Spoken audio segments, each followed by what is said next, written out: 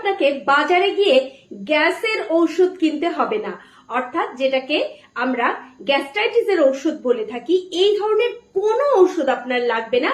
Just একটি remedy এবং একটি আসন মুদ্রা সহ শিখে নিন। আসনটি হলো বজ্রাসন। এই হলো সামনের পজিশন, পিছনেরটা স্ক্রিনে দেখুন।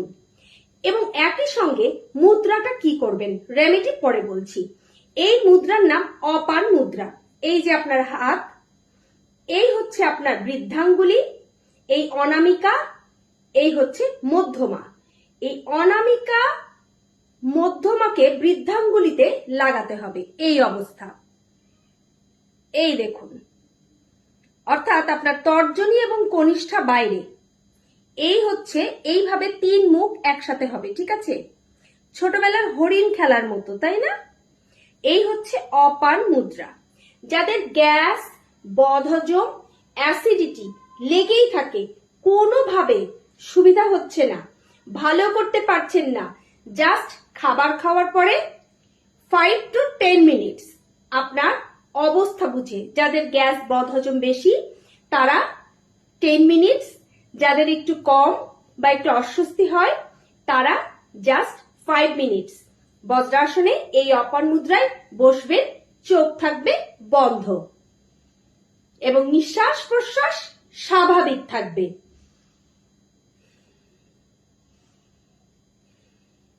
যাদের গ্যাস বদহজম ক্রমাগত হচ্ছে না, কিন্তু হঠাৎ করে একদিন বেশি খেয়েছেন, সঙ্গে সঙ্গে এসে এই মুদ্রায় এই আসনে বসুন।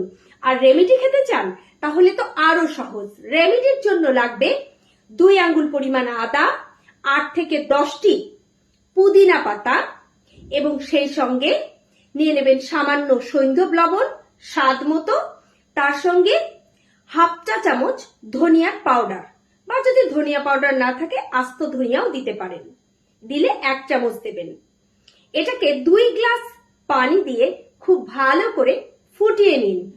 এমন ভাবে ফোটাবেন যেন ফ্লেম বা তাপ থাকে ভীষণ আস্তে, পাত্রের ওপরে ঢাকা চাপা দেওয়া থাকে।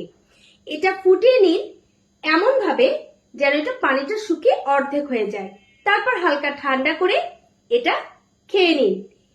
দেখুন কেমন চমৎকার কাজ হবে, যা কোনোদিনও কেউ আপনাকে হয়তো শেখায়নি।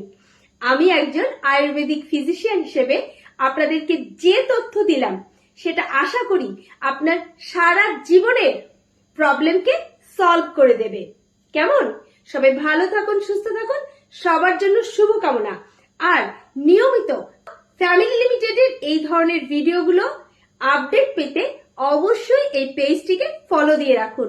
আর একই সঙ্গে আমার ফ্যামিলি লিমিটেড যে ইউটিউব চ্যানেলটি রয়েছে সেখানেও আপনারা এই ধরনের নিত্য নতুন ভিডিওগুলো পেয়ে যাবেন। ধন্যবাদ।